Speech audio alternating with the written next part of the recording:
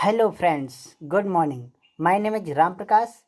Please subscribe my YouTube channel RPK sir की class. Please comment करिए, share करिए. लीजिए मैं आपके लिए लेकर के आया हूँ प्रोज का part 2, a letter to God. First part में मैंने आपको about the author, about the lesson को पढ़ाया था. अब आइए देखते हैं सेकंड पार्ट में the story A Letter to God, written by G.L. Funds. So let's do start. The house, only one in the entire valley. House means हो गया घर. Only one, मात्र एक. In the entire means संपूर्ण. In the entire valley means घाटी. घर मात्र एक संपूर्ण घाटी में सैटर्न मीन्स स्थित था. क्रेस्ट मीन्स चोटी. क्रेस्ट ऑफ ए लो हिल, एक निचली पहाड़ी की सतह पर, या कह सकते एक छोटी पहाड़ी की सतह पर. मान लीजिए बहुत सारी पहाड़ियाँ हो और सबसे छोटी जो पहाड़ी हो उसकी सबसे ऊंची वाली चोटी पर मकान स्थित था. फ्रॉम हिज हाइट, उसकी ऊंचाई से वन कुड सी, वन का यहाँ पे मतलब है किसी व्यक्ति से, या कह सकते हैं कोई भी कुड सी देख सकता था, या ऐसे भी बोल सकते हैं व्यक्ति देख सकता था. द रिवर नदी, and the field of ripe corn, पके हुए फसलों के खेत. अब देखिए पके हो गया कॉर्न, पके हो गया राइप, कॉर्न हो गया फसल. हम पके हुए फसलों के खेतों को, रिवर को देख सकते थे. डॉटेड, जो लदी हुई थी, विथ द फ्लावर, फूलों से, जो फूलों से फसलें लदी हुई थी. यानी एग्जैक्टली हम इसका अर्थ कह सकते हैं सब कोई नदियों को, पके हुए खेतों को, या हम ऐसे कह सकते हैं पके हुए मकई के खेतों को, with flower, dotted with flower, जो फूलों से लदे हुए थे. दैट ऑलवेज प्रोमिस्ड, जो प्रोमिस्ड मीन्स वादा करती थी, ऑलवेज मीन्स सदैव, जो सदैव अ गुड हार्वेस्ट, एक अच्छी फसल देने का वायदा कराते थे. यानी ऐसा लगता था कि अच्छी फसल होगी. द ओनली वन थिंग, मात्र एक वस्तु, अर्थ नीडेड, पृथ्वी को आवश्यकता थी, मात्र एक चीज की पृथ्वी को आवश्यकता थी. वाज अ डाउन पॉर, एक मूसलाधार बारिश की. और या फिर मान लो मूसलाधार बारिश ना हो तो या फिर एट लीस्ट अ शॉवर, एक रिमझिम बारिश की या एक बौछार की. थ्रो आउट मॉर्निंग, पूरी सुबह. लैंचो, who knew his fields intimately, who means जो, न्यू मीन्स जानता था, हिज फील्ड्स मीन्स अपने खेतों को, इंटीमेटली मीन्स घनिष्ठता से या अच्छी तरह.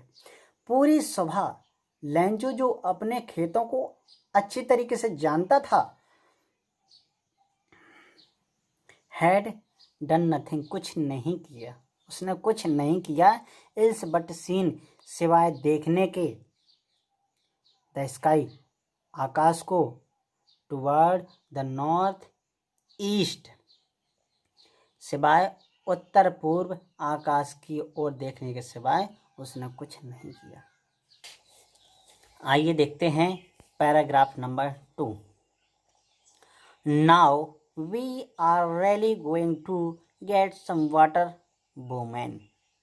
यहाँ पर जो हीरो है ऑफ दिस लेसन, इस लेसन का, लैंचो, वो अपनी वुमेन, अपनी महिला से, अपनी वाइफ से कह रहा है कि नाउ, अब, वी आर रियली, अब हम वास्तव में, going to get some water, अब हम वास्तव में कुछ वाटर, पानी प्राप्त करने जा रहे हैं.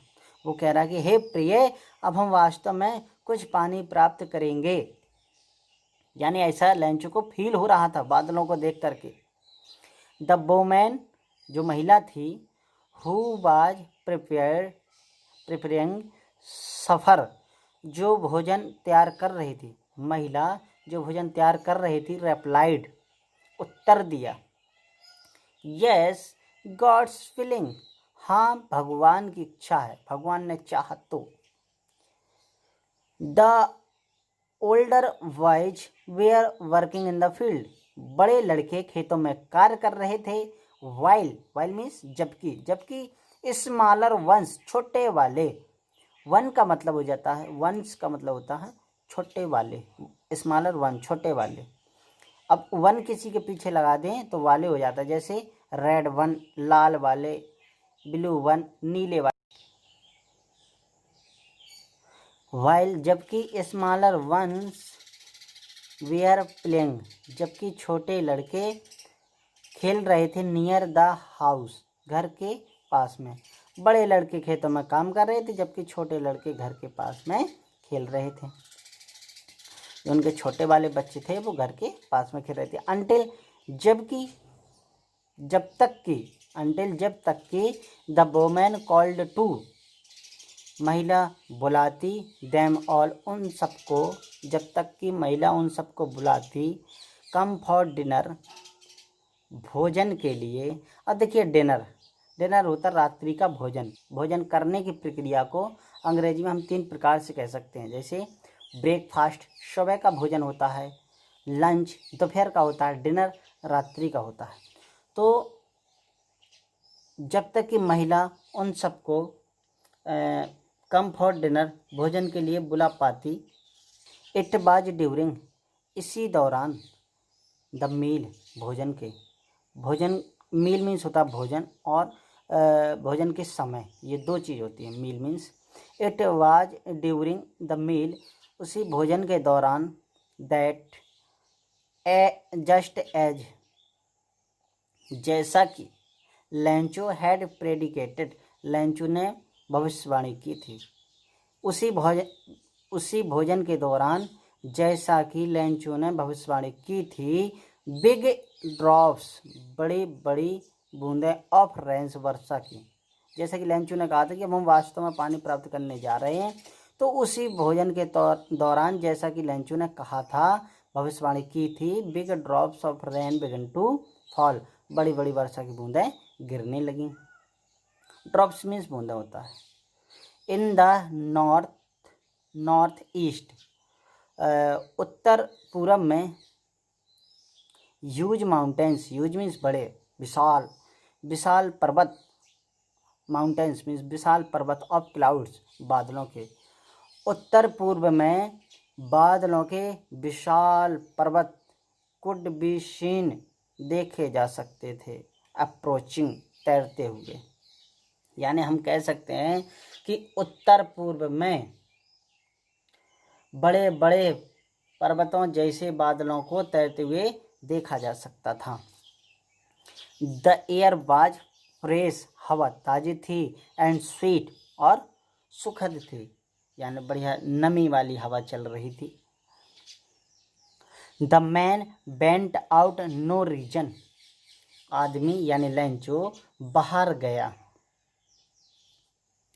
नो रीजन इसका दूसरा कारण, नो रीजन अदर इसका कोई दूसरा कारण नहीं था। To have pleasure of feeling the rain, केवल वर्षा के सुखद जल को, ऑन हिज बॉडी अपने शरीर पर, फीलिंग अनुभव करने के सिवा, यानी आदमी जो बाहर गया इसका कोई दूसरा कारण नहीं था सिवाय वर्षा के सुख को अपने शरीर पर अनुभव करने के अतिरिक्त।